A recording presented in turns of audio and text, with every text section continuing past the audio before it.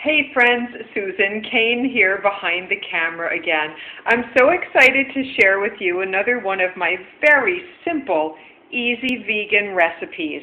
I'm headed out to a picnic and these are some items I had in the house that just combine deliciously. They are seasonal. You don't need to measure, just chop everything up, combine it, and toss it. Cucumbers are the base. They are tossed with a few handfuls of chopped up mint. I grow mint on my countertop because it's just so easy to grow.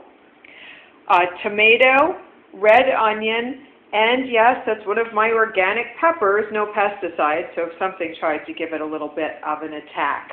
You can season this with some Himalayan sea salt, a little bit of pepper, or if you prefer to go on the sweeter side, you could put just a tad of organic sugar, coconut water, stevia, but really just a little salt and pepper, maybe some rice vinegar will do the trick.